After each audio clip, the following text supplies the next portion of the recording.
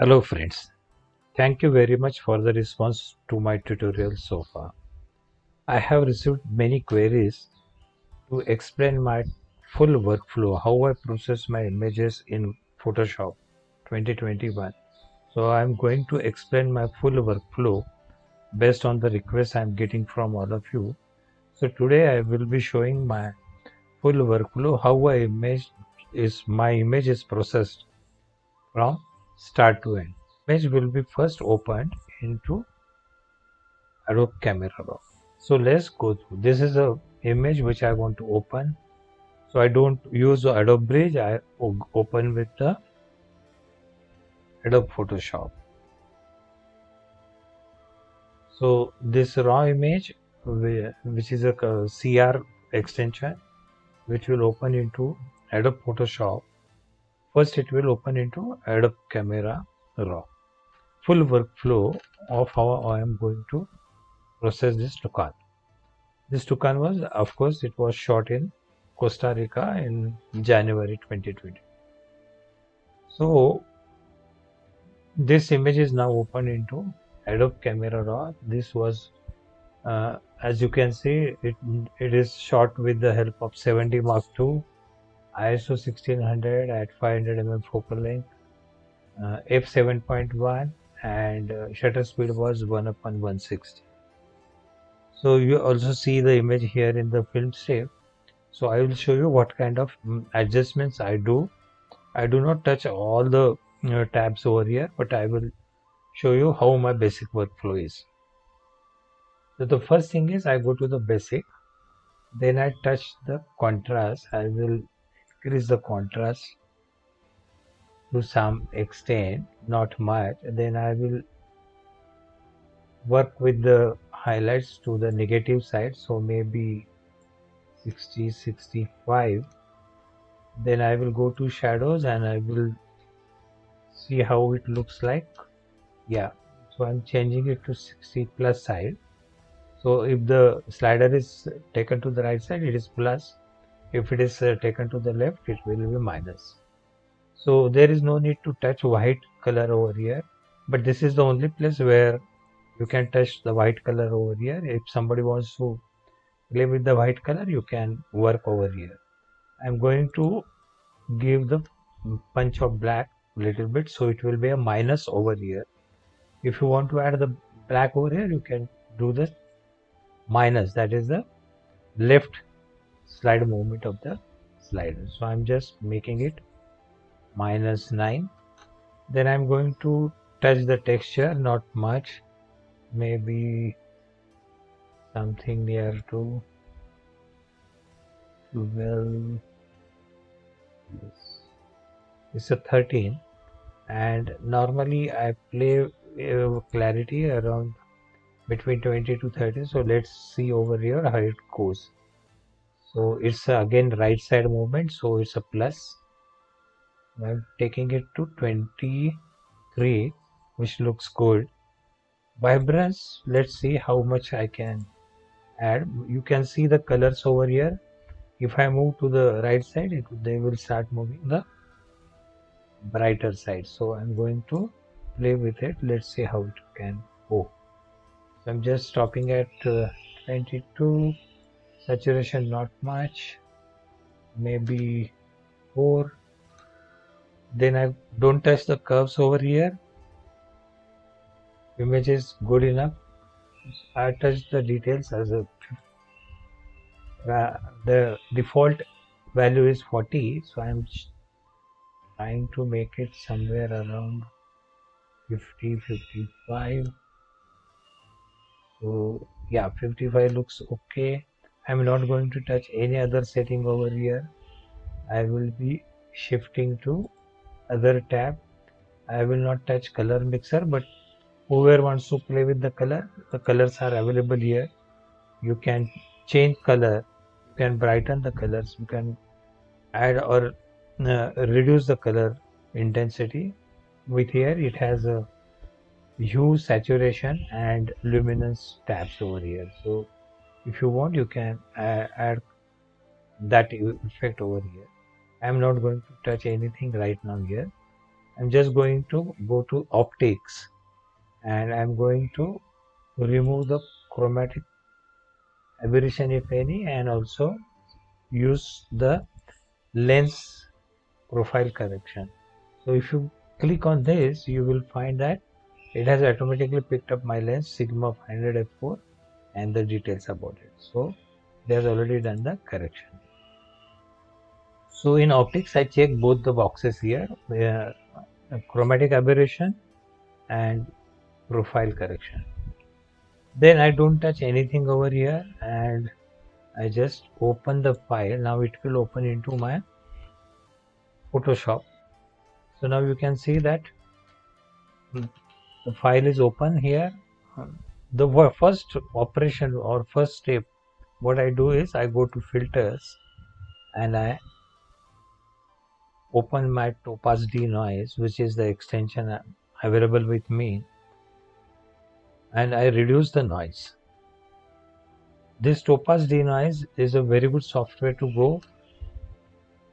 It can reduce the noise, it can improve your image based on the artificial intelligence built in the Topaz denoise AI.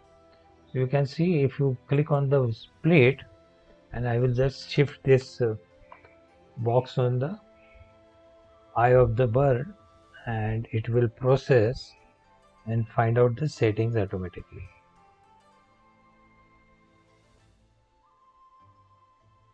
So you can see I have used 1600 ISO, so you can see the noise over here and see how it is cleaning up. So it is a default setting of 0.15, 0.15.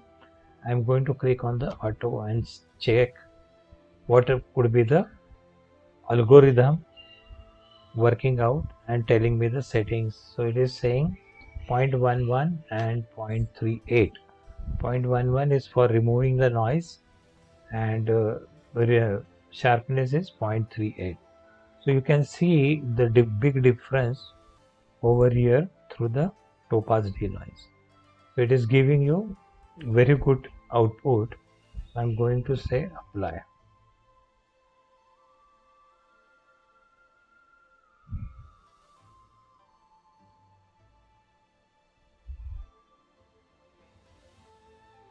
So now the image is open, and you can see the noise is gone, and the image looks very neat and clean. So as I told you, my first step is to remove the noise, and then I start working on the other things. So first I check in the under the tab image, I go to adjustment, and the first step normally I follow is the shadows and highlights if I want to work, if any. So I will check how much I want over here. May not be the all the time I will do this. I'm just showing you what kind of workflow I use. So this is good enough. So shadows is 7 and highlights is 10. So I'm saying okay.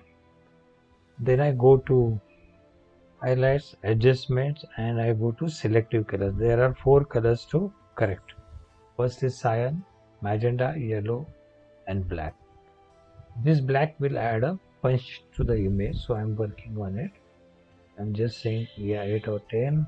Then I will increase the yellow, and I will also increase the magenta and maybe some cyan.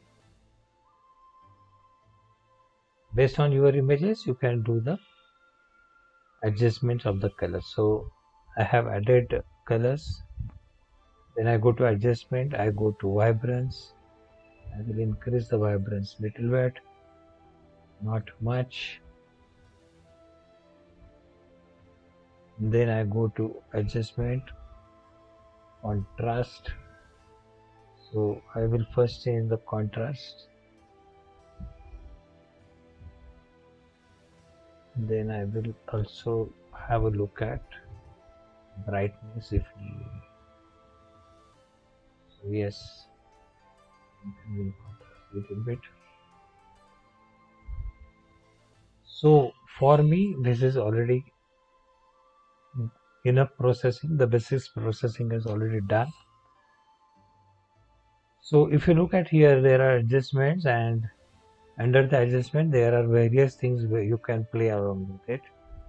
But I use shadows, highlights, selective color, vibrance, and contrast. Normally I don't touch exposure and labels, but you can also play with that. Now back to the filters. I have used topaz denoise first. Now what I used is a high pass. For that purpose you have to add a layer and go to the other tab under filters, go to high pass. Now if you click here,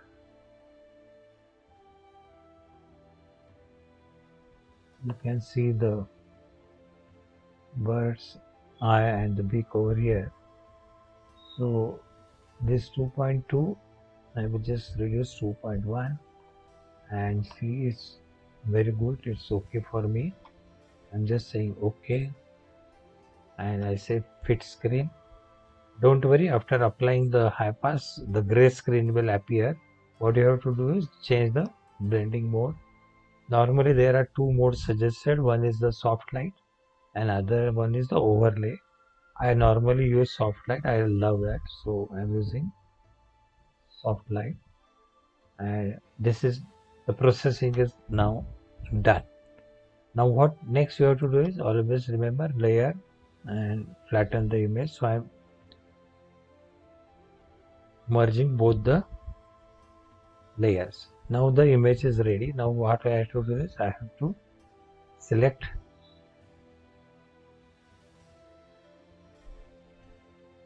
cropping tool. 4:5 is my normal way to crop. Right now we will use a free cropping. So this is a free cropping. So first thing is you see the horizontal level if you want to adjust. This I do normally at the end. Some people do at the beginning. So both way it is fair. I have just adjusted the horizontal level and remember all the time that the content aware box is ticked, and then go and click on the tick mark so that the content aware plus crop tool will be applied to the image. So now the image is ready for the cropping purpose. So again click on the image and now you can do the cropping of the image the way you want. I can just crop from little bit from the bottom, not much, something from the top, and this is the image now ready after the crop.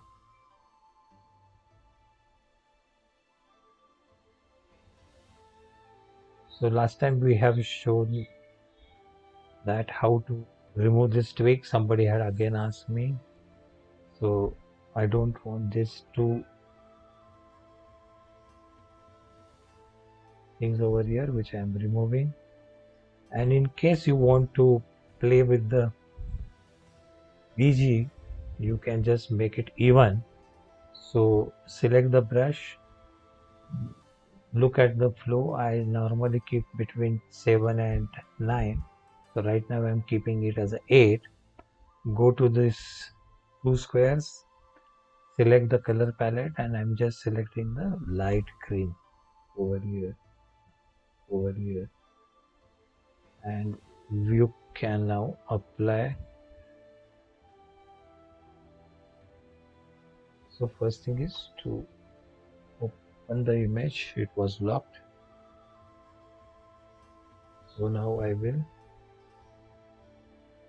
apply the brush.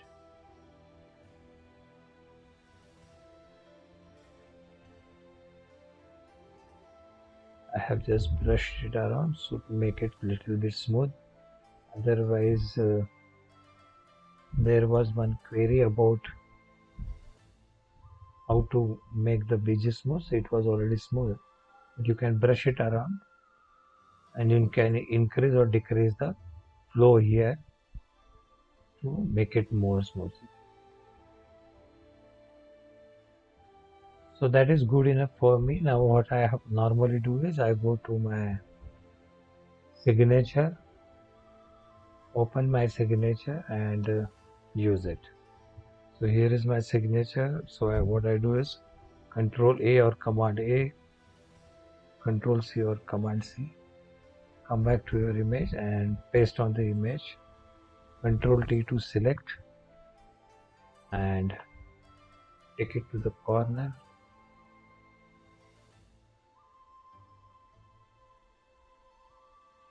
And I keep it very small. Normally I don't like big signatures. I just keep it small so that it is not overpowering. You can still make it smaller and shift it to the corner. You can put your signature wherever you want. No harm putting just on the tree trunk or near the bird, but normally I keep at the right side top corner. Based on the subject, very rarely I will move the signature to the top left, but normally I keep my signature over here. So now this is finally done. Now you have choice. You can see as a fit screen. So the image is processed. See the originally where we started. This was the image. And now when we go here, you can see the final image over here. So you have two ways to save it, or two or three ways to save it. First is the save as. So normally what I do is I do save as and I save it as a PNG file, and now I will save it as a PNG file. I select medium file size. Larger file size will be very heavy, so I save it as a medium file size, saved as a PNG extension. But you have other options. You can go to save as and you can save it as a JPEG option. There is another way to do that is file, export, save for wave. Very good option when you are going to post it images on Facebook, Instagram and maybe on Twitter. So this is a very good option. Somebody wants to do that and anybody has a problem of the colors get changed when you post it on the media. So this option will give you the correct display when you post it on a social media. Go to the file, say export, select the option save for wave, and here the image sizes I'm keeping as it is after the crop. Percentage 100, quality 100, blur 0, maximum, optimize and enhance color profile, and most important is convert to sRGB. I also use the option called use document profile, and other things are common. So I will say save as a JPEG. So let's have look at the images. This is now my PNG file, which is even after the medium it has become 24 MB, and this is a JPEG file which has become a 15 MB. You can reduce the size, but let's have a look at the quality of the images. So this is saved with the export option, export save for wave. So it looks good, and let's have a look at PNG file also. So this is what normally I upload as it is. I don't reduce the size. So this also looks good. So you can see that both the options are good, and this JPEG will save your memory. Thank you for watching this tutorial, and let me know if you have any queries. If you want to ask some additional details, please let me know. Thank you for watching.